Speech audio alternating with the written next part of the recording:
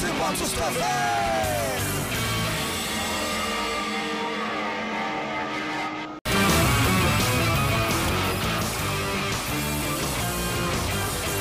Autos e Motos TV.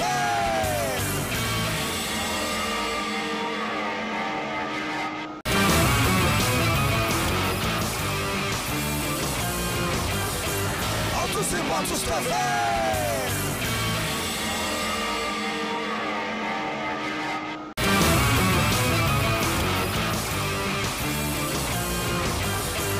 Autos e Motos TV.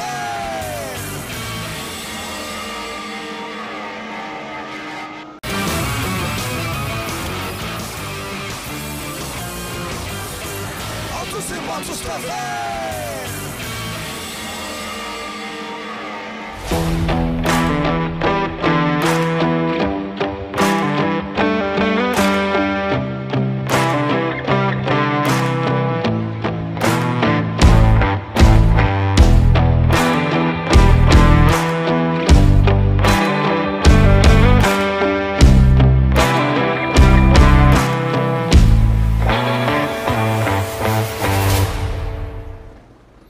E aí, meus amigos, Autos e Motos Podcast aqui nos estúdios do Bahia Notícias, ao vivo hoje pelo YouTube.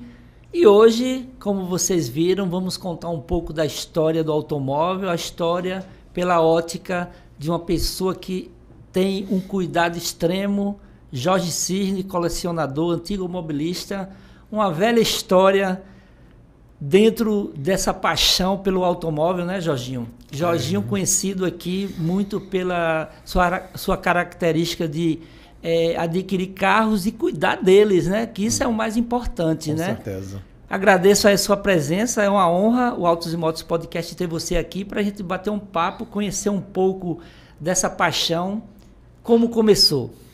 Pois é, primeiramente, Roberto, boa noite. Eu que agradeço aí pelo convite.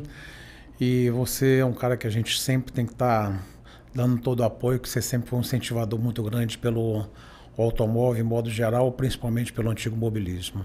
E aí, como foi que começou essa paixão? É uma paixão longa, a gente sabe que não dá para dizer assim, esse foi o primeiro carro comprado com a intenção de virar um colecionador, mas sempre tem lá atrás algo que assim impulsionou para que você levasse a sério a aquisição de veículos antigos, fora de série, e hoje você tem uma bela coleção que a gente, ao longo do podcast aqui, a gente vai enumerar e mostrar alguns modelos e algumas histórias que você tem, né? Como é que começou isso aí? Como foi que foi aqui na Bahia? Você é capixaba, né? Mas mora aqui há um bom tempo, um baiano de coração, né?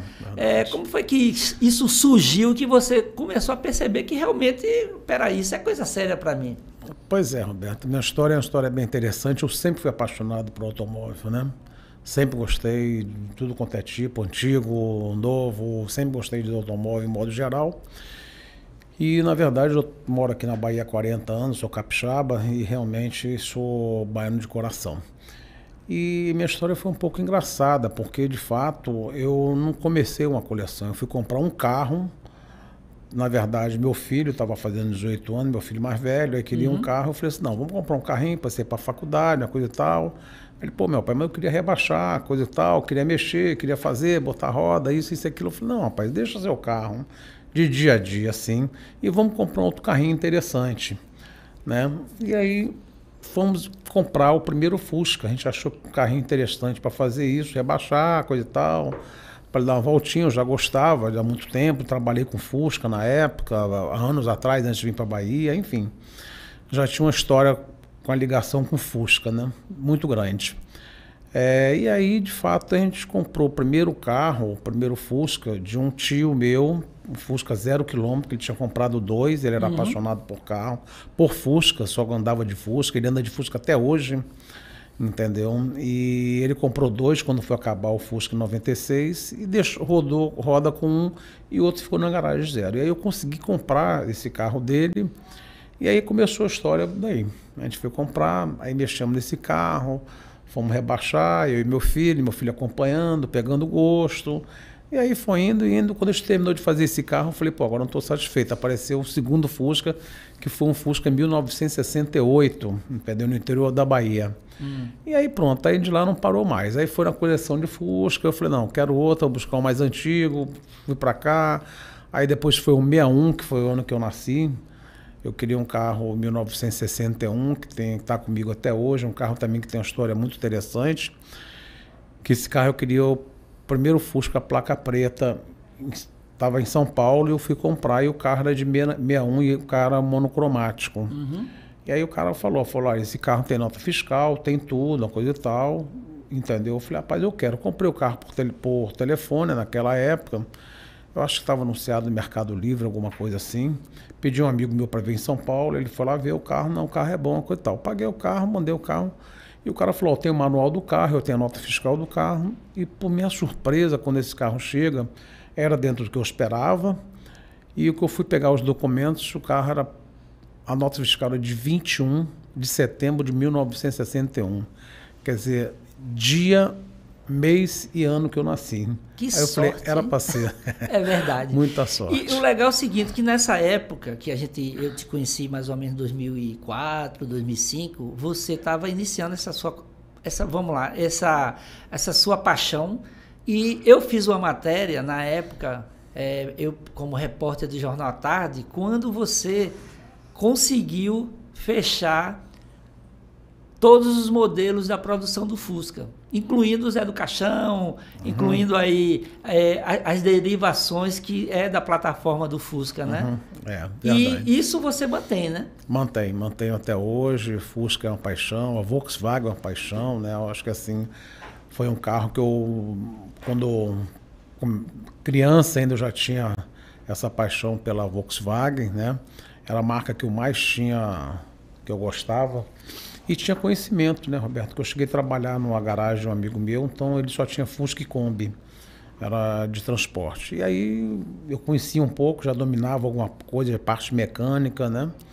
E aí, além de colecionar, eu gosto também de mexer, eu gosto também de restaurar, eu gosto de cuidar. Se o carro não tiver nada para fazer, eu só vou ficar olhando para ele, dando bom dia, boa tarde, boa noite. Mas eu gosto de pegar e mexer também, isso que é importante. Ó, quem deu boa noite pra gente aqui foi Leonardo Jacó, mandou um abração para você. Outro Leonardo.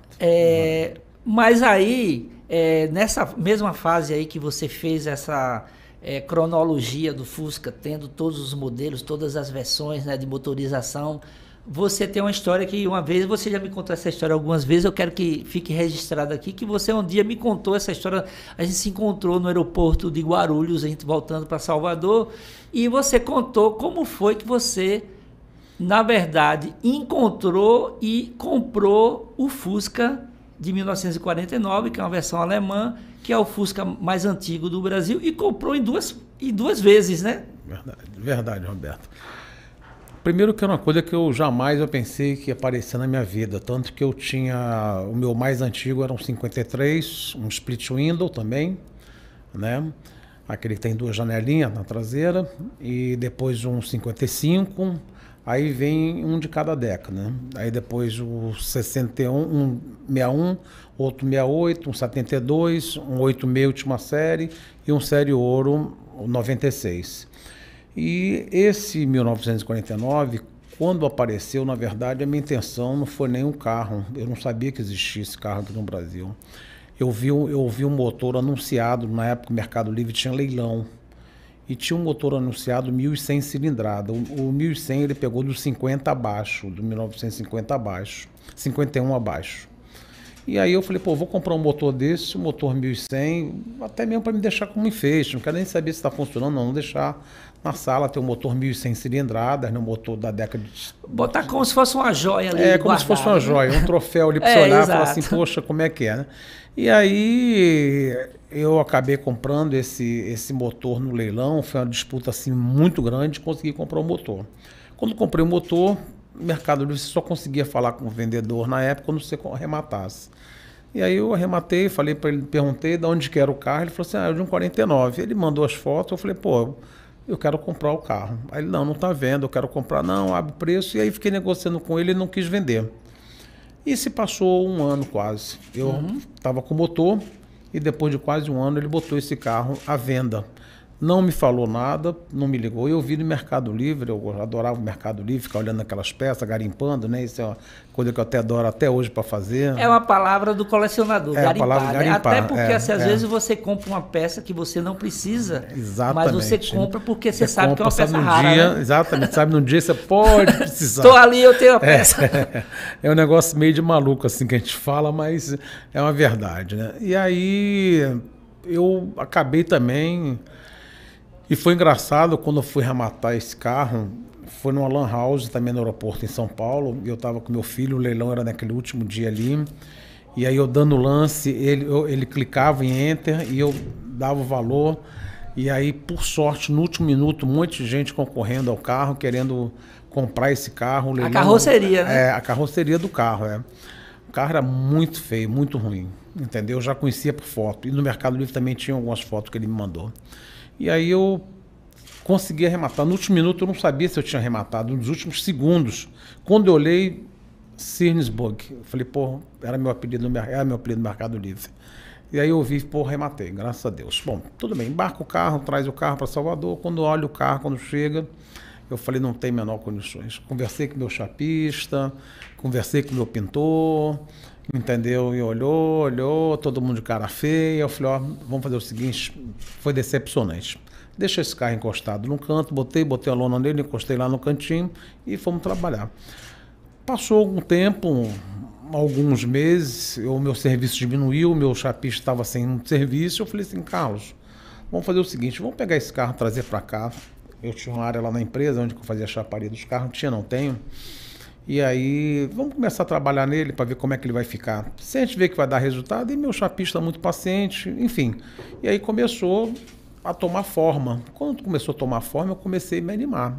Né? Então, Viu que tinha resultado. É, exatamente. Isso que é muito bacana, entendeu, Roberto? Você, hoje, para qualquer colecionador, você achar assim, um carro, uma lata velha, vamos lá falar como o Luciano Huck mesmo fala, a lata velha, e realmente é uma transformação.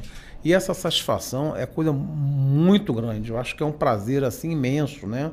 Eu acho que a gente conseguir resgatar um carro que estava ali perdido, talvez se caísse na mão de outra pessoa e virar sucata, acabar realmente de fato, né? Mas aí tem a junção, né, do motor que você tinha. É, aí eu já tinha um motor, né? Aí já tinha carroceria e tinha um chassi.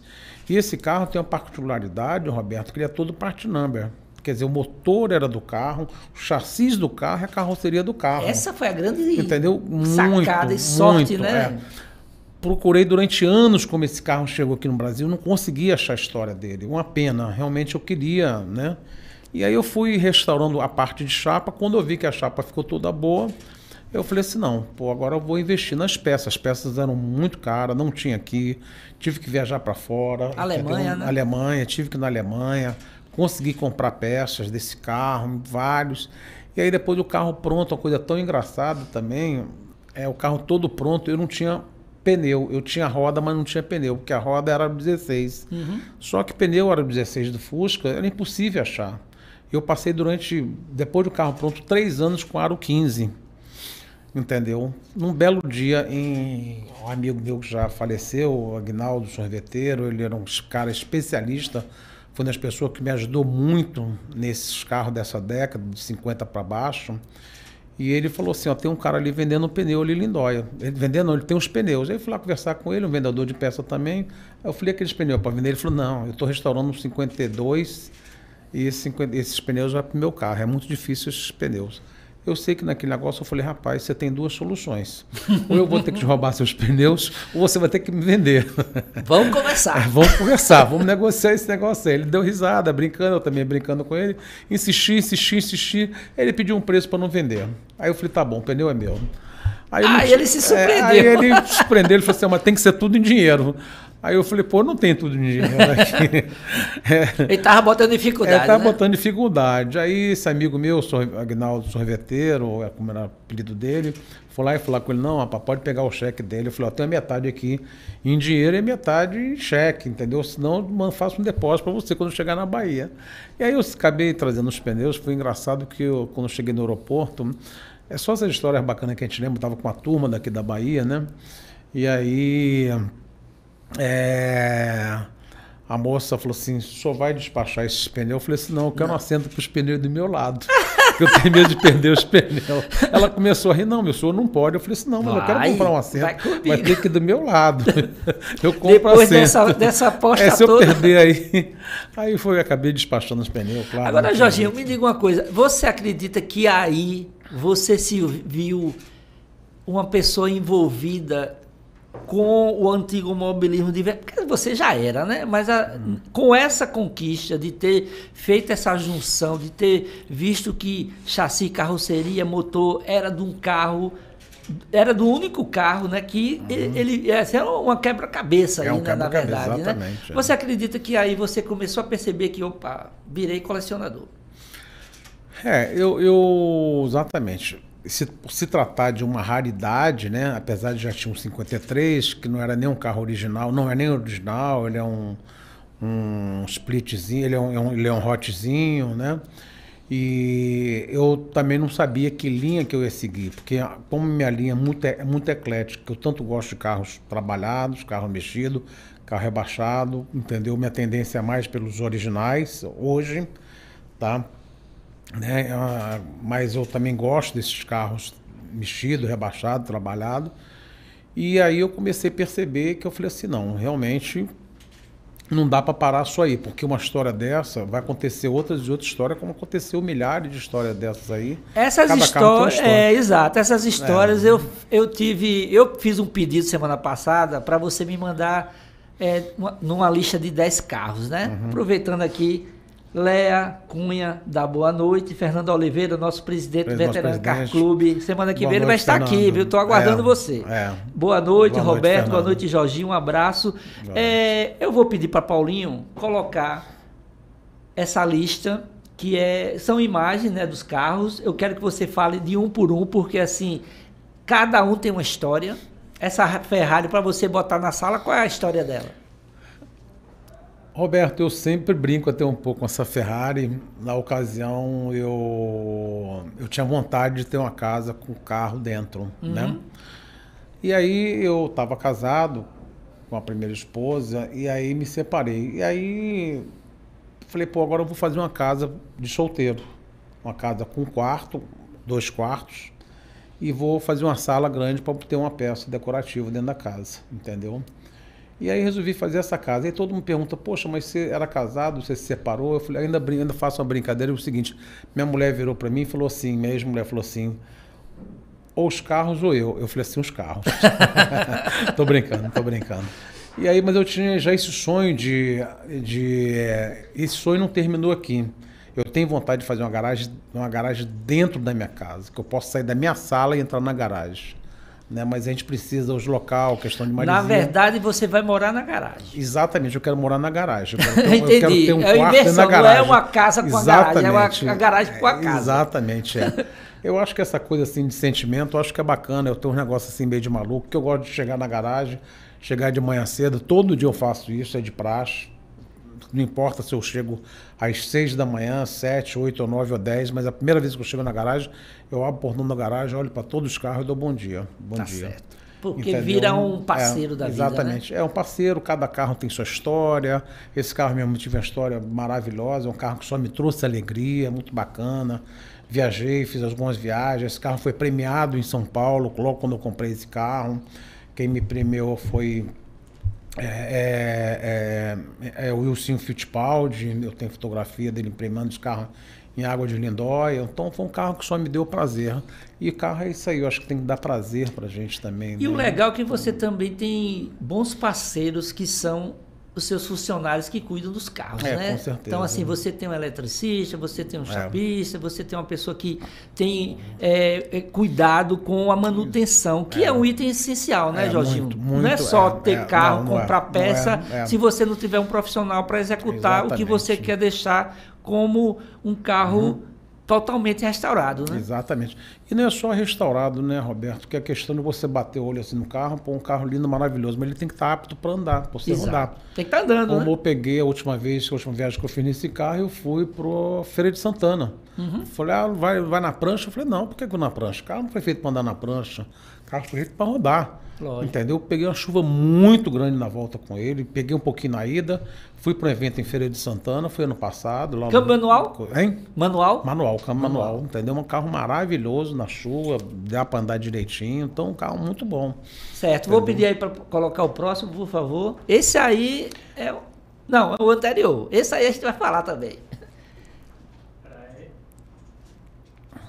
Aí a gente fez um mosaico, mas eu quero que coloque carro por carro, porque assim, nesse aí, Ford 1919, como foi encontrado, que modelo é esse da Ford? Vamos lá. Roberto, esse é um Ford 1919, modelo T, tá? E esse carro tem uma particularidade que ninguém sabe dirigir ele. Nem eu quando eu comprei. É mesmo? Eu não sabia dirigir esse carro, porque tudo que você aprender em dirigir, você esquece. Eu sempre digo o seguinte, eu piloto helicóptero, sou piloto de helicóptero, piloto de avião, e esse carro para mim ele é mais difícil que pilotar um helicóptero e um avião. Ele realmente, tudo que você aprendeu, você tem uns 3 pedais ali, você vai olhar, você vai falar assim, acelerador, freio e embreagem. Não, esquece. É invertido. Não é nada disso, não tem nada a ver com isso, entendeu? Então, esse carro, ele por incrível que pareça, já em 1919, você passa a marcha, na verdade, a marcha e o freio no mesmo lugar, é uma alavanca. Então, você bota para frente, ele só tem 2 marchas, esse carro, na verdade, tá? E você passa a marcha nele, botando para frente, tá? Não pisa em nada. Para você sair, aí você tem que pisar no pedal da esquerda, como se fosse o pedal da embreagem para ele ir para frente. Eita. Então ele é bem complicado. Aí você tem acelerador e avanço na mão, né? Então ele é um carrinho bem complicado.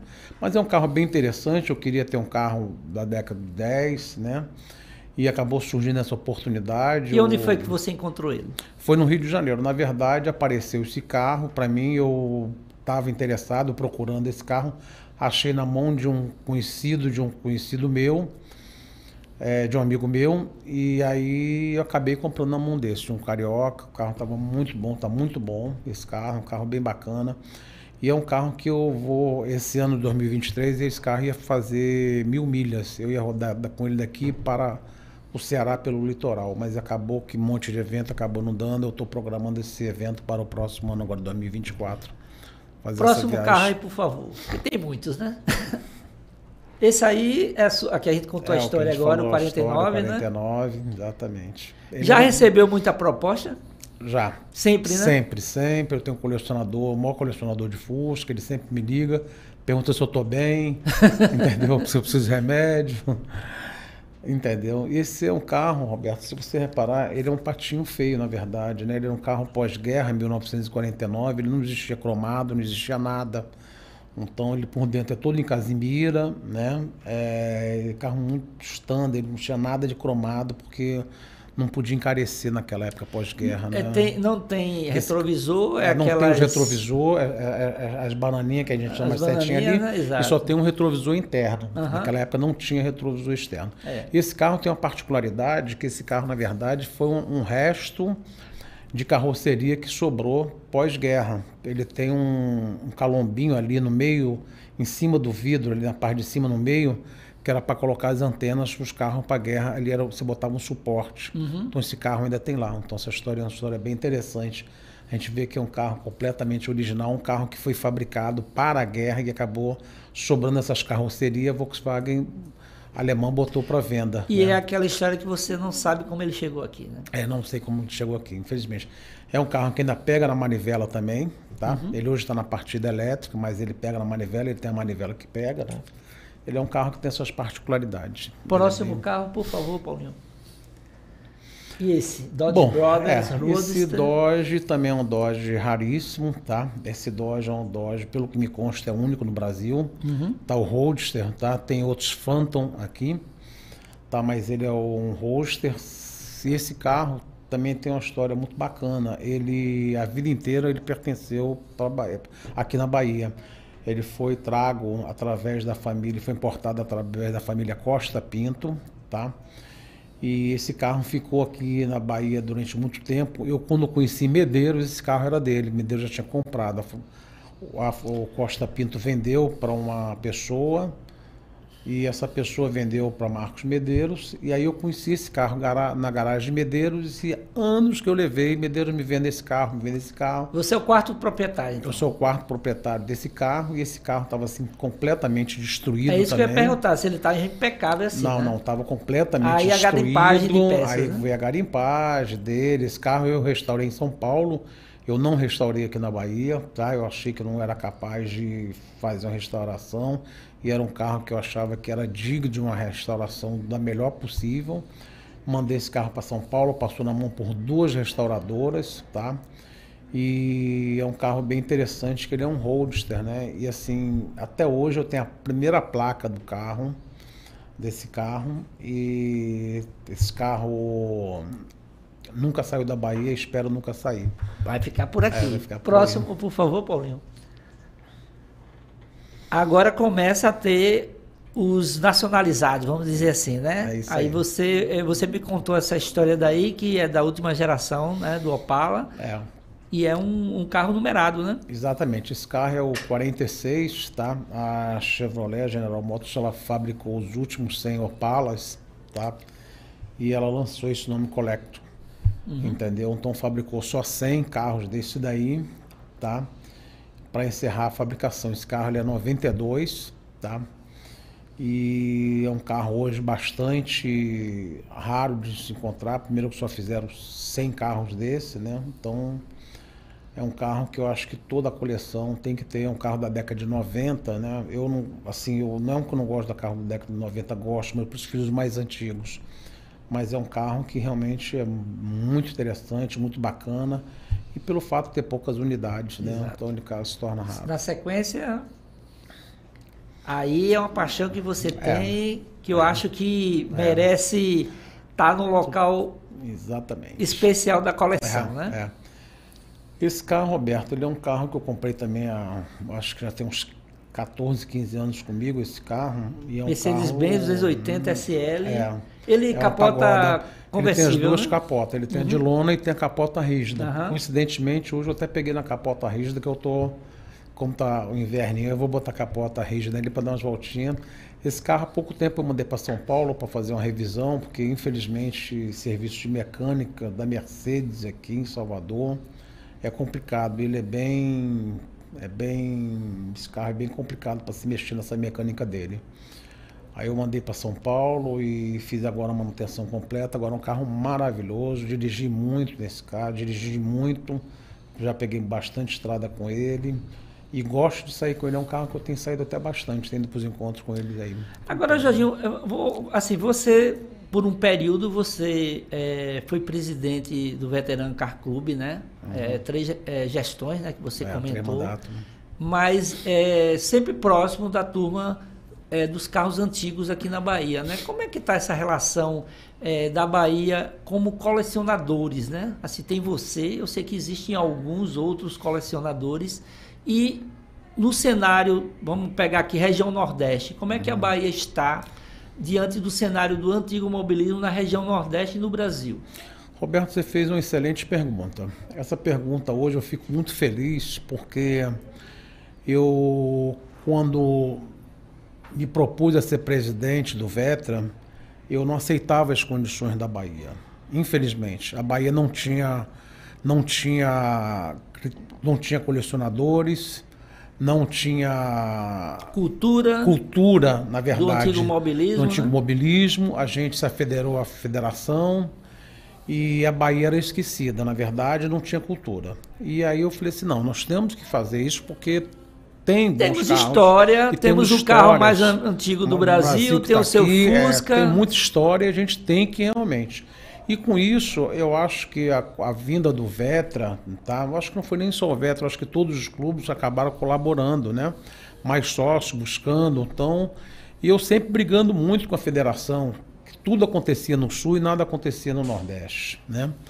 E eu tive um presidente da federação, Henrique Tilma, foi quem me apoiou muito na época que eu era presidente do Vetra e começou a apostar na Bahia. E hoje a Bahia é isso, nós temos grandes colecionadores aqui, nós temos carros raríssimos, carros belíssimos. O estado, vamos falar do estado baiano, cada dia que você vai para um estado, vou falar que particularmente da Bahia, você vê carros melhores, de melhores qualidades, porque eu também comprei muito carro ruim na época, mas você vai aprendendo a comprar um carro melhor.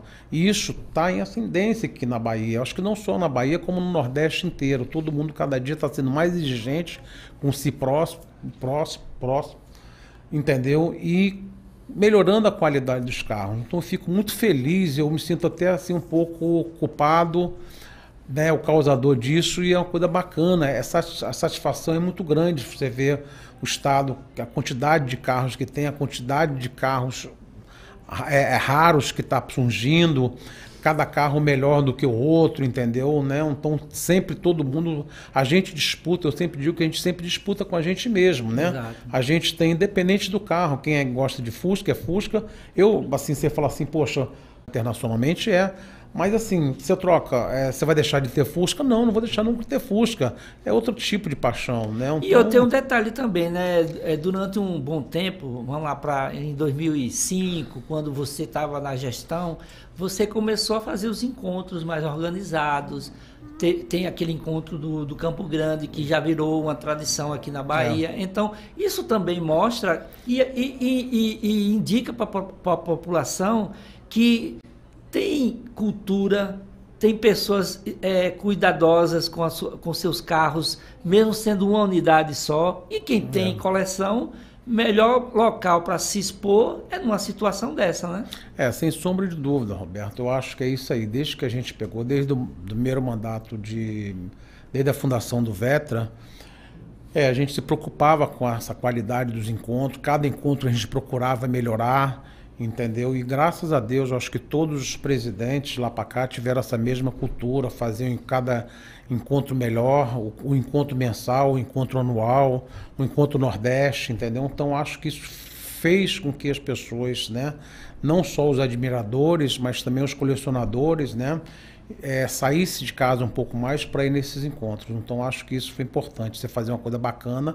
e cada dia crescer, como todo mundo precisa fazer, crescer na vida, né? Então, nos carros, nos encontros, cada encontro bacana, você rever os amigos. Eu sempre digo o seguinte, uma palavra aqui, a gente não coleciona só carro, a gente coleciona amigos. Exato, né? Histórias. Histórias. Os carros trazem os amigos que trazem histórias. Né? É isso aí. Vou continuar aí na sua belíssima coleção aí. Esse é um inglês da Bahia. Exatamente, esse é um inglês da Bahia. Esse carro é um carro também que eu tenho uma satisfação muito grande. Eu me encho de alegria quando olho esse carro, porque me trouxe muita alegria também. Esse carro eu participo rally com ele há muitos anos, tá? Eu tenho esse carro também há já uns 13 anos. 13 anos exatamente que eu participo de rally. E esse carro é um carro que foi engraçado, assim, eu fui participar de um primeiro rally em São Paulo e numa loja, a inscrição era numa loja de automóveis antigo, na Praia Viscolete na época. E aí eu vi esse carro sendo vendido lá. Eu estava na época com a Thunder 1965 para participar desse rally, uma Thunder minha que eu não tenho mais, já vendi.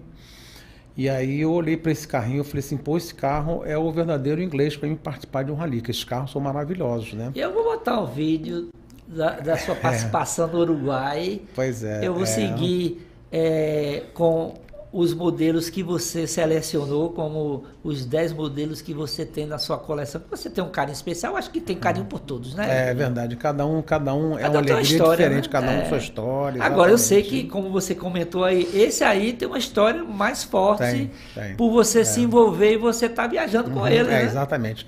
Esse daí foi o que me levou. Esse foi meu companheiro durante anos e anos de rally, né? Me fez agora as últimas viagens que eu fiz com ele longa, foi fazer a 1000 milhas no passado, foram 5 dias de rally, foi no interior de São Paulo, Uruguai também. Eu vou mostrar essa do Uruguai que você passou com toda a honra, alegria, algumas imagens que a gente vai colocar. Na sequência aí, Paulinho, por favor. Esse aí é um Nacional Carmanguia, né? Que também é um conversível, né? Também é um carro raro, né? Esse carro é bastante raro. A Volkswagen fabricaram só 177 unidades, tá? E é um carro que cada vez tem se tornado mais raro assim, né? Então, ele cada dia, esse carro é 1969, a carroceria número 90, tá? E uma particularidade, Roberto, aqui na Bahia nós temos, na verdade, 2 carros desses conversível, tá? É uma coisa bem interessante, conversíveis originais, tá? E é um carro que cada dia ele fica assim mais raro ainda pelo fato de ter fabricado poucas quantidades, né, de carro, né? E é um carro gostoso, era um carro da época dos Playboys. Motor né, 1600? Esse motor é 1600 já. Esse, aliás, não, esse motor é 1500. 1500, né? 1500. Tá? Na sequência, É, Chevette, que todo mundo vai dizer, ô, Chevette. Exatamente. Esse carro também é um carro bem raro, eu não conheço 2 carros desses, quer dizer, eu já vi até, tá? Mas não no estado de conservação. Primeiro que esse carro é 0 km, tá? Ele tem baixíssima quilometragem. Ele é um carro 4 portas e automático, Roberto. Pois é. Na época, esse carro, quando a GM... Ele era para importação? Era exatamente esse carro, a história desse carro foi bem bacana. Se você reparar ali no para-brisa, tem ali, a GM botou e mandou esse carro para o Uruguai. Ah, tá. Esse documento tem toda a documentação de exportação e depois de importação. E E alguém eles importou trouxeram de de lá volta. para cá de Aham. volta, né? Esse carro foi para o Uruguai, tá? E voltou. Esse carro foi um fracasso no Brasil, um fracasso da GM, que não venderam, um motor pequeno, né? Motor automático. Eu acho que eles pensavam, não sei, como táxi, alguma coisa, 4 portas. Eu não sei o que sedã na época. Que ano é ele? Ele é 80? 91, não, 91. Geralmente, esse na carro. década de 80, sedã era 2 portas no Brasil, né? Exatamente, era. E esse foi um carro que não aconteceu muito no Brasil e a GM resolveu mandar esse carro para fora. Próximo. Agora tem uns aí que as pessoas vão dizer assim, Ford Belina. Eu acho que para colecionador, Ford Belina tem seu espaço. Com certeza. É um carro bastante... Esse carro, assim, até... Eu entrei muito na linha de... Na época das peruas, né? Exatamente. Eu entrei também muito nessa pegada, entendeu, Roberto? De carros nacionais com baixa Quilometragem, né? De preferência 0 km, 100 km, 50 km. Então, assim, é aquela coisa do colecionador. Você vai botando foco em Exatamente. algumas áreas onde existem poucas pessoas que fazem isso. Exatamente. Até para você se diferenciar, né? Nós temos, vamos falar assim, nós temos grupos hoje no Brasil, né? Então, assim, por exemplo, hoje é engraçado quando tem um carro nacional 0 km que aparece, aí uma pessoa conhece, né? Então ele já conhece as pessoas, os colecionadores no Brasil colecionam, sai ligando para todos eles, ó, tô com um carro assim. Uma checada, né? E aí começa a fazer aquele leilão, quem quer ficar com o carro. Porque tem só essa turma que só coleciona carro 0 km, entendeu? Com baixa KM, né? Então tem um grupinho aí no Brasil. E eu tô num deles, assim, as pessoas ligam me oferecendo também. Então vamos lá, vou anotar. Jornalista anota. Você tem hoje a coleção de Fusca. Coleção de Fuscas. Aí tem esses agora que você entrou nessa pegada de baixa quilometragem. Eu vi que depois eu vou até colocar aí. Você tem algumas picapes também da década de... Ali é 50, 60... Tem 40... Americanas? São duas internacionais. São 2 internacionais. Então eu também gosto das picapes, tá? E tem a coleção também de Fiat, tá? Tem alguns conversíveis também, né? Tem. Agora, Fiat eu tenho o 126, tem um Fiat raro, que eu acho que vai passar ali depois, né? Passa aí, Paulo, por favor. Eu acho que é esse próximo. Não é esse. Não, esse aí é mais um italiano, conversível. É um Alfa Duetto, Romeo Duetto. Duetto 1969. Esse é um carrinho também bastante interessante, não só aqui no Brasil, como lá fora. É um carro também que está se tornando raridade, né? Ele já é uma raridade. É um carro bastante... bem visto no mundo inteiro, entendeu? Todo mundo quer ter um Alfazinho. E é um Alfa Romeo, né? É um Alfa Romeo. É um Alfa Romeo conversível. Eu sou também fanático pela marca. E aí, como foi que chegou na sua mão essa? Esse carro foi até engraçado. Foi naquela oportunidade, um amigo daqui de Salvador, que tinha 2 carros desses. E ele estava lá abandonado na garagem, e aí ele me ofereceu, era esse daí e uma outra que estava desmontada. Completamente desmontada, um caminhão de peça de Alfa, peça nova, peça velha, peça de tudo quanto é jeito. Aí ele falou, vendo tudo lote. Aí eu fui e comprei tudo, entendeu? Lote de peça, comprei as 2 carros, essa é a outra carroceria, E esse carro é um carrinho bastante interessante de andar também, de dirigir. É um conversível, né? Um esportivo conversível. Motor 1600 também. Esse motor 1750, na verdade. Né? 1.7. É 1.7. Próximo aí, por favor. Tem agora, até que quando você me mandou essa imagem, você até, olha, não se surpreenda, é um Gurgel, mas é um Gurgel totalmente único. Me Exatamente. explique essa história, como foi que chegou na sua mão esse carro que era do Gurgel, né? Exatamente, esse carro pertenceu, foi dele, foi o primeiro Gurgel, o primeiro G800, né, de João Gurgel. Tem fotografia dele numa revista, eu tenho essa revista guardada nos meus arquivos, tá? Ele na frente desse carro, com a placa amarela ainda. A antiga, tá? né? A antiga placa amarela dele, tá? E esse carro foi o primeiro fabricado. Tem a plaquetinha no painel ali, chassi 0001, tá? No documento, tudo 001, tudo bonitinho. Então ele é um carro que ele, na verdade, ele é único. É um carro que nem é muito colecionável, né? Por se tratar de um Gurgel, um carro nacional. Tem os colecionadores de Gurgel, né? Mas ele é um carro assim, normal, um carro comum.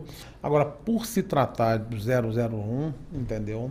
Ele passou a se tornar um pouco raro, porque não tem dois 001. Pode ter o 02, mas não tem o 01, né? Exatamente. E tem também um outro raro, que eu acho que é o próximo, que é um Fiat 147, número 500.000 de produção. Aí você conta a história, porque essa história é interessante. Eu acho que esse é um Cadillac ao estilo do meu ídolo do rock and roll, Elvis Presley. É verdade. Mais um conversível, né? Mais um conversível. Esse carro também muito gostoso de andar, bem bacana esse carrinho, um carro assim, realmente parece um ferry boat, né? E esse carro... E meio com o rabo de peixe ali, rabo de peixe, que ano é ele? 1961, Deville 1961.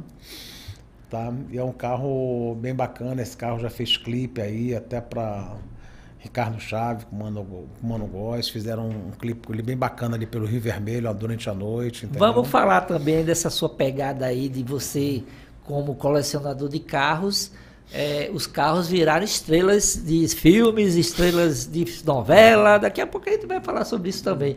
Passa aí, por favor, Paulinho, o próximo. Pronto, esse que eu estava falando, o 147, 500.000, né? Pronto, Roberto, esse carro, a história que foi apurada desse carro, eles fizeram a comemoração de 500 milhões de carros vendidos, Fiat vendidos no Brasil, tá? Lá em Betim, tá? E a história desse carro, eu já soube duas histórias, uma que foi 36 carros, outra que foi 20. E pelo que me contam, foram 20 carros desses fabricados, tá? Que na verdade é um carro normal, como qualquer outro.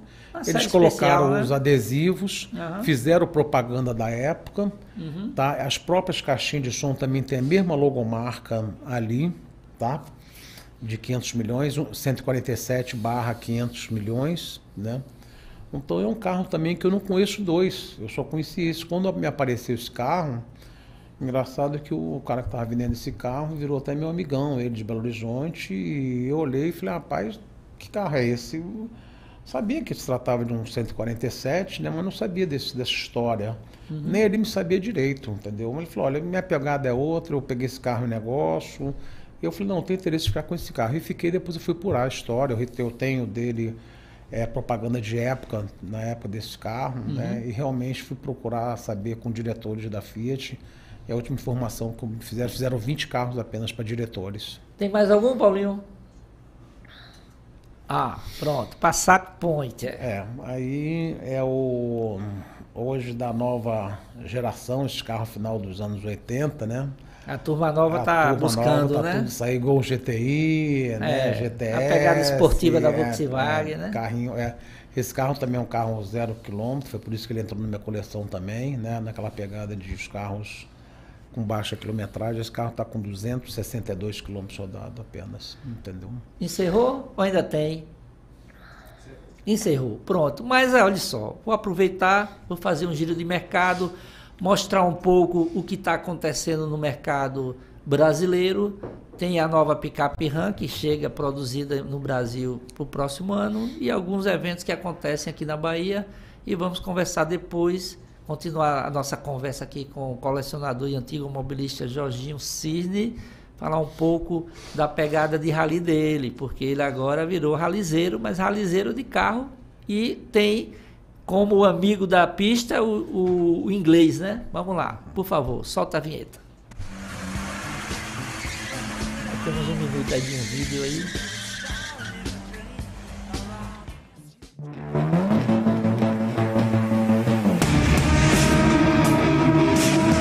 Uma picape tipicamente Ram. A gente começou procurando essa personalidade no olhar, em como que a gente ia distribuir os músculos, os detalhes. It is not so big and it's not so small. It's almost the perfect dimension. Quando você entra na nova Ram, você precisa ter a mesma imponência, o mesmo impacto como no externo. A gente criou uma textura que a gente achou que é perfeito para a Ram. So materials are special. The suede feeling doors and details around the interior, and that's what you expect when you see a Ram. Cada tela, cada display, as cores, os fontes, números, as interações são alinhados com todo o design e da experiência do nosso Ram. Being able to have the experience of people from different regions and different points of view and be able to come together to create something that we are both truly passionate about. Luxo e tecnologia, sem dúvida, e isso faz grande diferencial para o nosso interno da Ram.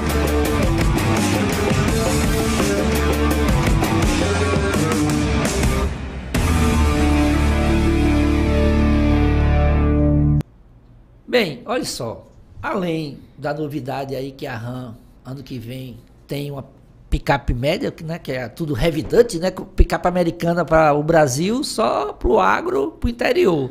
Em grandes cidades complica um pouco, mas os eventos acontecem em solo baiano, tem o Campeonato Baiano de Velocidade na Terra, no Autódromo Municipal J.R. Poleto, dia 27 e 28 de maio, segunda etapa do campeonato, nas categorias kart cross, turismo, autocross, light e autocross. Então, um evento que acontece, que é bom para quem está ali na região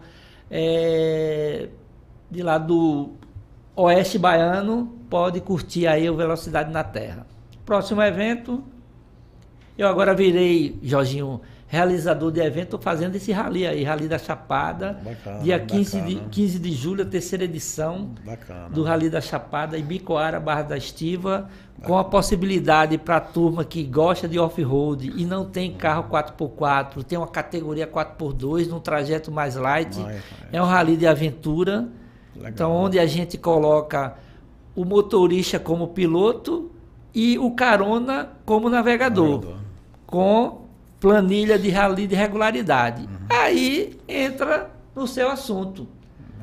Vou soltar aí o vídeo e a gente vai conversar um pouco sobre essa sua pegada de ralizeiro, mas ralizeiro com carro antigo. É por aí, né, Jorginho? Bota aí o vídeo aí, por favor, Paulinho. A gente chama... Aí esse evento aí que você foi no Uruguai, né? Sim, foi no Uruguai. Quantos carros participaram e de quais países? Aí é limitado em 75 carros, tá? Aqui já é o Rally das 1000 milhas, Das 1000 milhas, tá misturado, foi no interior né? de São Paulo, tá misturado, Tá, eu tava exatamente aqui, meu carrinho aí, AMG, tá? Você foi nos dois com ele, né? Hein? Você foi nos dois com ele? Fui nos dois com ele. Com o inglês. Fui pro Uruguai, aí depois eu voltei rodando com ele até São Paulo, aí deixei ele em São Paulo e depois eu fiz os 1000 milhas, né?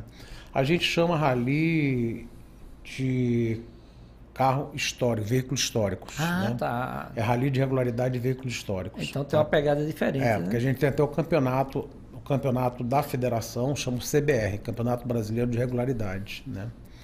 E o 1000 milhas é uma das etapas do campeonato. E qual é o perfil do carro? O carro tem que ser de que ano? Olha, são várias categorias também. Tá? Então, em qual? Cada ano, eu ando na categoria dos carros da década de 70. Ok. Né? Então, nós temos aí tem os carros assim, mais antigos. Quem foi seu navegador aí?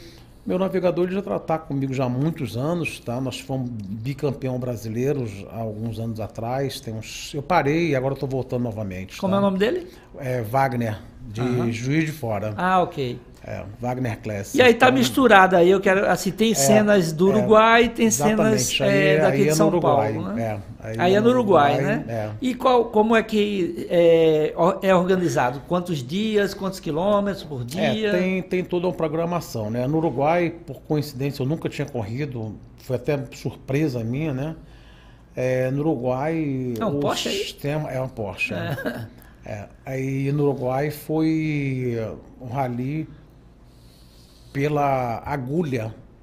Eu nunca tinha corrido pela agulha. Agulha eles chamam no Uruguai o velocímetro.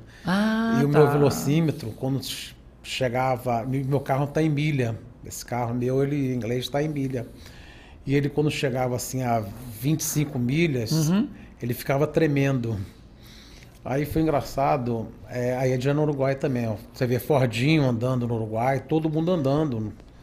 Entendeu? Aí tem todo o cuidado de também botar um GPS ali. Muito bacana. Você precisa de tudo ali direitinho, né? Aí você tem que correr na agulha, casar com a planilha, né? Então sua velocidade, né? Então teve uma etapazinha à noite também, que foi muito bacana, entendeu? Né? Então na chuva, você tem tudo quanto é jeito aí. Você tem aí...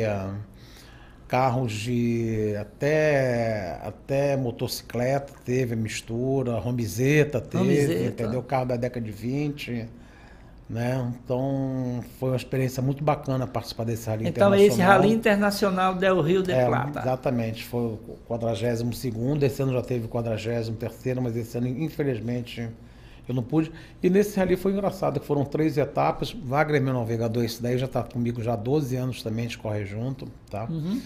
E foi até engraçado porque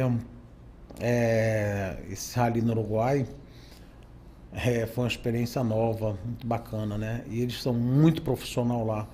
E no primeiro dia nós ficamos numa ótima posição, em segundo lugar, de trás para frente. Mas o que conta... 75 carros, não foi... Meu amigo, mas você acha que você estava preocupado com isso? Não, terminamos... Mas ou tem gente que fica na competição?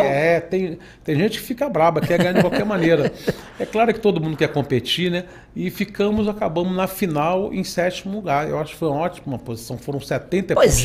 Então. Pessoas que só fazem isso. Nós estamos falando ali de...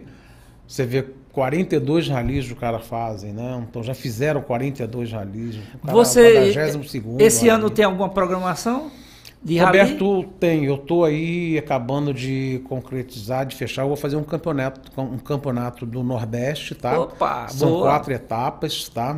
Vamos começar, porque o Nordeste ele já teve rally no passado, há muitos anos, principalmente na área de Recife, Pernambuco ali, né? E para cá não teve mais, só de carros antigos. Então a ideia é fazer Salvador, uma etapa Aracaju, outra Maceió e outra Recife, tá? Fazer um campeonato com 4 etapas.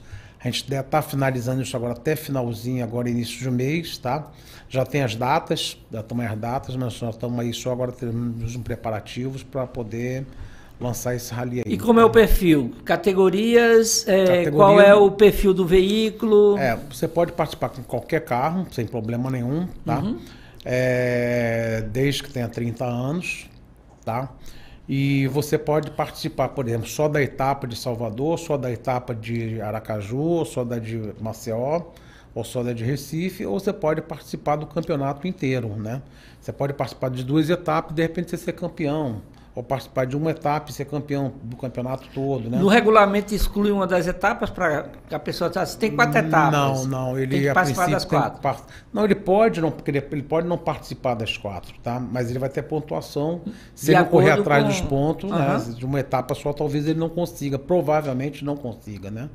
Então é interessante que ele participe das 4. É isso que incentiva você a ir buscar lá as 4 etapas para você participar, entendeu? Eu quero, quando tiver fechado as datas, aí você me passa, porque aí eu divulgo aqui, porque o Autos e Motos Podcast, eu também tenho uma coluna aqui no Bahia Notícias, então assim é bom porque assim dá uma valorizada, aqui é o bate-papo mas quando tem notícia, toda quinta-feira, eu coloco aqui na minha coluna. Maravilha. Aproveitando, Jorginho, eu vou pedir para Paulinho colocar um vídeo da sua coleção, da sua garagem. Hoje tem algum carro da sua garagem que você está em restauração ou que você comprou recente? Como é que tá? Essa pergunta... A pergunta é vasta. Essa pergunta... sempre vai ter algum carro em restauração. É complicado. Eu estou, na verdade, hoje eu estou com 5 carros fazendo, né? Então, 5 carros, não restauração completa, mas estou com El Camino fazendo, eu estou com Ford 40 fazendo restauração completa em São Paulo. Estou com a El Camino, estou com Ford 19, que eu tive um problema no Ford 19. Eu tô com Lexus também, entendeu? Fazendo. Hoje, na verdade, são 5 carros em restauração. Pergunta na dúvida, as bombas funcionam? Roberto, elas funcionam, são bombas originais, ela só não tem os motores, tá? Mas ela tem todo o sistema dela, tudo original. Como o motor é uma coisa pesada, quem importou isso, tirou os motores, largou lá para trás e trouxe, só que ela é muito pesada. Isso são bombas que estavam instaladas em postes no Brasil ou são bombas americanas? Bombas americanas. Exato. Eu vi pelo estilo ali, Texaco, né? Você tem só da Texaco ou tem de outras petroleiras? Só tem essas duas da Texaco. E como foi que surgiu esse início de compra de picapes? A gente tinha comentado, mas aí você tem quantas já? Já tem? Eu não faço nem conta, não, mas eu gosto das picapes pequenas, né? A Pampa, a Chevy, entendeu? A picapezinha Fiat, né? Então eu gosto, uma Engeralto que eu tenho, eu gosto dessas picapes pequenas e as picapes médias, como tem as duas internacionais, tem a C10, tem a Marta Rocha. Eu agora fiz aquisição de um El Camino, agora há pouco tempo. Fiz aquisição também. Tem mais são 6 carros fazendo. Uma em Vitória, Espírito Santo, que é uma F-150 americana também, tá? Eu estou fazendo esse carro lá, estou restaurando esse carro lá. Então eu sempre gostei de picape, até pro meu dia a dia mesmo, Hilux, essas coisas assim, eu sempre gostei de picapezinha. E você fez um comentário antes da gente iniciar aqui o nosso bate-papo aqui no Autos e Motos Podcast, que você está deixando um herdeiro, né? Seu filho tem demonstrado interesse total, né? Tem. Ele está acompanhando, está fazendo, está sempre mexendo, está sempre me ajudando com as coisas. E ele é na linha do Pointer? Ele gosta mais desses carrinhos rebaixadinhos, os carrinhos mais, entendeu? Os carrinhos, vamos falar, os quadradinhos, né? Entendeu? Mas ele gosta de tudo. O sonho do antigo mobilista nunca para, né, Jorginho? Não para. O grande problema é esse. Eu sempre digo o seguinte, a gente tem que segurar às vezes, né? E refazer um pouco. É o que eu preciso fazer agora, é o que eu tenho pensado. É muito difícil, né? Eu falo assim, eu vou vender 2 e comprar 1. Mas isso na realidade não tem acontecido. Eu tenho vendido 1 e comprado 3. Sim. Eu lembro que em 2008 eu fiz uma matéria com você quando você tinha mais ou menos 2, 3 anos de coleção. Eram 42 carros na época. Hoje são quantos? Roberto, eu digo sempre mais do que uma. Essa é boa. 100 carros, E hoje eu acho que eu estou com 113 carros, na verdade. Eu fiz um apanhado. E você também comentou que nesse momento agora você está fazendo um filtro para que você encontre os focos da sua coleção, né? Então tem coleção de Fusca, tem carros de baixa quilometragem, picapes, Fiat, os conversíveis. Qual é o caminho que você quer seguir mais? Pois é, o caminho que eu preciso seguir, Roberto, porque é o que eu digo sempre. Ter um carro antigo, não adianta você ter e largar na garagem lá. Você tem que dar manutenção. Você não tem outra coisa, você não consegue andar neles. Você não consegue. Hoje, se eu for andar cada dia num carro, eu vou levar aí mais do que 3 meses para rodar. Né? Todo dia rodar com um carro diferente, então fica impossível, né? Os carros zeros não tem condições de rodar, senão você começa a botar quilometragem, deixa de ter sentido. Essa coleção de baixa quilometragem. Então eu tenho que começar a mudar o meu perfil um pouco. O que eu quero são carros mais raros, tá? e tentar voltar aí para, sei lá, 30 carros, 40 carros. Eu falo sempre isso, não sei se eu vou conseguir chegar, mas o que eu penso, meu foco tem sido isso. Eu tenho que vender, eu tenho que vender, eu tenho que vender, mas eu não sei se eu consigo chegar, mas eu tenho que chegar, entendeu? Porque você dá assistência melhor, você vai usufruir os carros melhor, entendeu? Rodar neles, né? 30 carros, acho que já é um bom número. Né? Sem querer falar em números, porque assim, eu acho que a paixão não tem valor, né? Claro. Mas tem algum modelo que esbarrou no preço e você desistiu na hora de uma compra? Roberto, isso aconteceu agora esses dias comigo, assim, né? Na verdade, eu não desisti, não, tá? Não pelo meu lado, mas foi pela parte do vendedor, porque eu também não tinha o dinheiro todo para colocar, e aí queria botar um carro no meio, e eu tô nessa pegada. E qual era o modelo, pode falar? Posso falar, é um Corvette 1959, é um dos sonhos que eu tenho, eu tô em busca de uma, já perdi duas Conversível? agora. Conversível, é 1959, né? E eu perdi duas agora, recentemente. Que tá? cor? A primeira foi uma vermelha, foi de um colecionador amigo meu, tá? Ele resolveu acabar com a coleção dele. E eu acabei perdendo porque tinha já uma pessoa na frente também, eu também não tinha o dinheiro todo para pagar o carro. E realmente é um carro bastante caro, né? Então, e essa segunda, coincidentemente, semana passada eu perdi também, pela mesma situação. O cara não queria pegar o carro, e aí eu estava arranjando um comprador para outro carro, o comprador ficou de vir a Salvador ver meu carro, e não veio, e o outro lá falou, não posso esperar mais, e acabou vendendo para outro. Mas E do outro lado, teve algum carro que você encontrou e você se surpreendeu pelo preço baixo, porque o proprietário ele não sabia que era um carro raro e você até falou assim, peraí, eu vou até melhorar esse preço aqui. Essa história sempre tem, né? Não, sempre tem. É exatamente essa história, Roberto, que eu estava falando o seguinte, às vezes a gente não pode deixar essas oportunidades passar, né? Então, acontece muito, muita gente me liga, me procura no Brasil inteiro, tem um carro assim, pessoas que às vezes não estão por dentro, apesar de ter muita gente hoje com a internet, está todo mundo por dentro dos preços dos carros. Mas tem gente que quer se livrar, entendeu? Como aconteceu agora uma aquisição, segunda-feira agora, de um Ford 1937, a pessoa que esse carro eu já tentei comprar já há alguns anos atrás, não conseguia, porque o preço realmente estava um pouco acima do mercado, eu acho que valia, e eu falei, deixa quieto, também não tem tanta paixão pelo carro. E quando foi agora, foi uma coisa rápida, coisa de 10 minutos, eu consegui fechar o carro. Por telefone, eu estava viajando. Então, na verdade, foi na sexta-feira que eu fechei esse carro por telefone, na estrada. Na segunda-feira eu fui buscar o carro, e então foi uma oportunidade. Então, isso não podia deixar passar também, né? Desculpa, você falou o modelo? É um Ford 1937. A 37. Um sedã, 2 portas, entendeu? Assim, por ser a marca que popularizou a produção em série, você tem alguma relação com a Ford, assim, de tentar trazer carros mais antigos dessa linha do T, como você mostrou ali, que é aquele preto?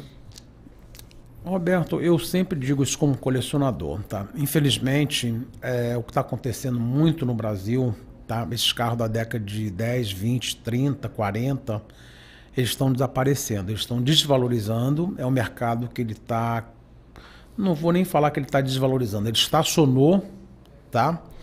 E tem poucas unidades também? Não é que tem poucas, estacionou porque ninguém está mais querendo esse tipo de carro. Pessoas que querem um carro mais confortável para pegar e para viajar.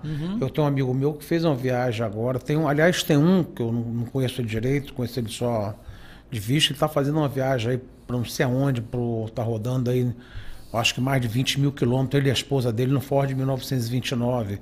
Tem um amigo meu também que fez agora uma viagem de São Paulo para achar. O ano da Fobica, né? A Fobicazinha 29, entendeu? Então, mas é um carro da década de 20, né? Pegar a estrada aí, rodar aí 20 mil quilômetros, não é brincadeira não, né? E diga uma coisa, Jorginho, eu tenho uma curiosidade. Você sonha com carros, velho? Com certeza. Mas aí os sonhos terminam virando uma realidade de compra? Como é que é? Foi isso. Roberto, eu sou um cara assim muito rápido e assim, não posso pensar muito. Se eu pensar muito... E foi o que aconteceu. Esses dias eu sonhei bastante com essa Corvette 59. E assim, eu vi um negócio muito próximo de ser fechado e não conseguia dormir. Eu dormia pensando nela e acordava pensando nela. Olhava foto de madrugada, acordava para ir no banheiro, pegava foto para dar uma olhada no carro pela foto de novo. Então é uma coisa meio louca assim, mas é muito bacana, muito gostoso esse tipo de sentimento. Você ainda tem sonhos reais assim para buscar um modelo que é de coleção e você já viu? Porque esse aí você já conseguiu, né? Então, se conseguiu, o sonho vira outro sonho, né? É verdade. Tem algum que... Roberto, para realizar como colecionador? Tem. Eu tenho vários carros ainda para realizar. É por isso que eu quero fazer assim. Eu quero diminuir bastante minha coleção, tá?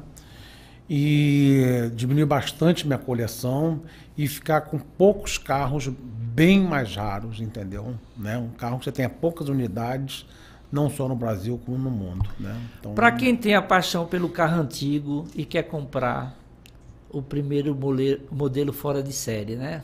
Com mais de 30 anos, qual seria a sua dica de compra? E para quem já tem alguns modelos e começou a perceber que está virando um colecionador, qual seria a sua orientação para que ele se encontre nesse mundo mágico do automóvel? O que eu sempre digo, Roberto, assim, primeiramente, são duas coisas. Eu acho que o cara tem que ter uma paixão pelo aquele automóvel. Qual é a paixão que você se identifica? Como eu sempre me identifiquei com o Fusca, eu tenho um carinho enorme pelo Fusca, não pelo fato de eu ter um 49. Claro, me sinto muito orgulhoso de ter um 49. Mas eu comecei minha vida com um Fusquinha, né? Então, o primeiro carro que eu dirigi foi um Fusquinha. Então, eu tenho uma história com meu pai. Eu derrubei um carro no Rio, na fazenda do meu pai, um Fusquinha, com o carro desligado, eu virei a direção, o carro desceu, caiu lá. Então, essa coisa toda. Trabalhei quando era novo com Fusca. Então, primeiramente, eu digo a questão disso, essa questão sua pessoal. E segundo, as pessoas terem essa visão também de procurar um carro colecionável, tá? Porque ele passa a ser um investimento. É retorno garantido, né? Eu acho que a gente não está aqui para jogar dinheiro fora, para torrar dinheiro. Vou comprar um carro que não é colecionável, depois vai vender perdendo dinheiro. Não, eu acho que tem que unir o útil ao agradável, a primeira satisfação e segundo, né? Então, segundo, essa questão de você adquirir um carro colecionável, né? No começo agora de junho vai ter o evento de Águas de Lindóia, em São Paulo, um evento grandioso, né? Do amante do antigo automobilismo. Você já deve ter ido a muitos, até para garimpar, como você falou. Você está indo, né? Eu estou indo há 18 anos, Roberto. Mas você vai agora... O evento de Lindóia ele já tem há 23 anos. Quando eu conheci a primeira vez, eu não fui para Lindóia para evento de carro. Eu fui para um outro tipo de trabalho e, coincidentemente, eu vi e gostei de lá para cá, eu nunca deixei de ir. A gente tem que ir. É nossa Disneyland. E tem a galera do Veteran Car Club, que semana que vem vai estar aqui no Autos e Motos Podcast, né? Gouveia, vai estar Fernando Oliveira, o presidente do Veteran Car Club. E é bom porque assim eles vão fazer um passeio, uma viagem. Você já participou dessa viagem com eles? Olha, Roberto, eu não fui nessa viagem, eu não sou muito assim desse comboio, eu acho bacana, é um negócio super interessante, são 3 dias de viagem, é um grupo grande, tá? Para quem realmente gosta, mas eu sou um pouco meio agoniado na estrada, entendeu? E acho que tem que seguir determinadas regras que para mim não daria. Mas eu acho bacana, admiro tudo, o governo é um grande incentivador disso, o Veteran, na verdade, né?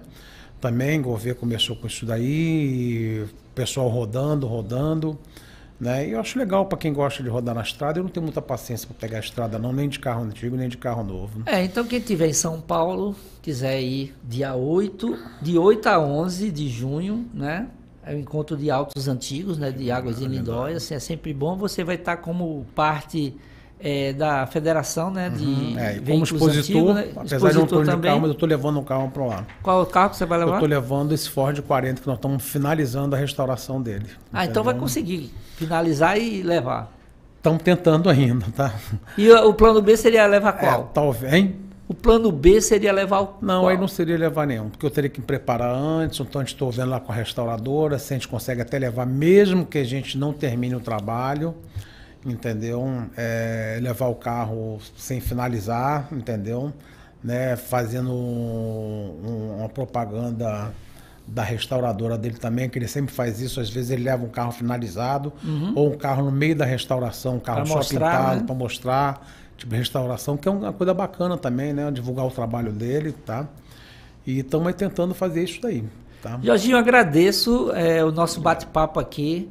Infelizmente está encerrando, mas assim, contando um pouco da história do automóvel pela perspectiva de Jorge Cisne, colecionador, antigo automobilista, um apaixonado pela indústria automotiva, um cara que tem 20 anos, né, que você entrou nessa ideia de adquirir veículos, restaurar, que eu acho que é o mais importante. Quando você está restaurando um veículo, você está restaurando a história do homem moderno, porque o carro, eu sempre brinco o seguinte, o carro é o sapato do homem no mundo moderno, porque assim é onde a gente anda, se desloca em um veículo que antes era um brinquedo e depois vira uma grande paixão. E você é um cara que envolve tudo isso aí e é muito bom ver a sua coleção.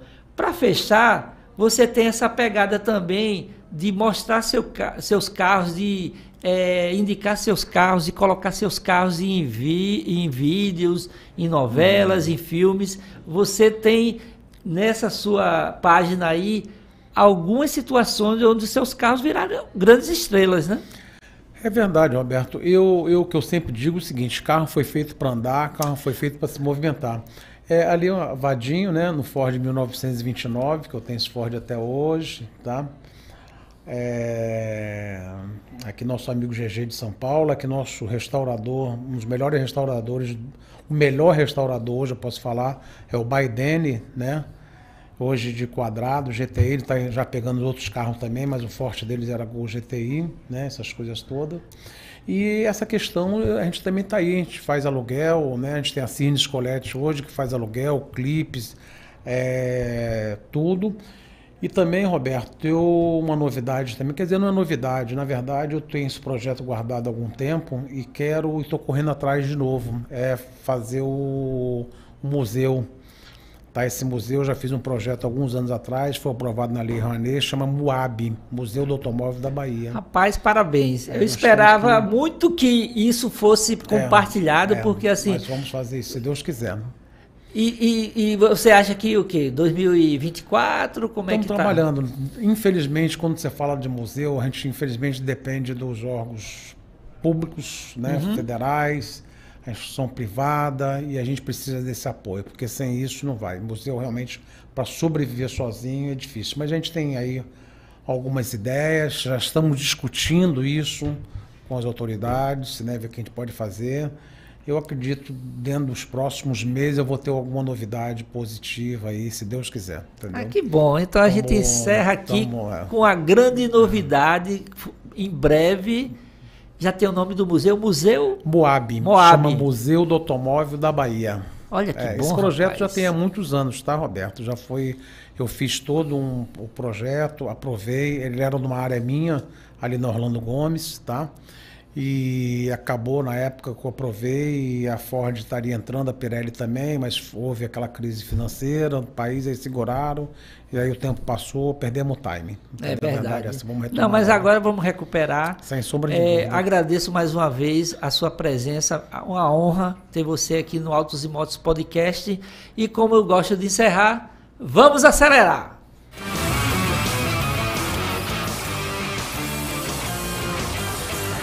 Autos e Motos TV.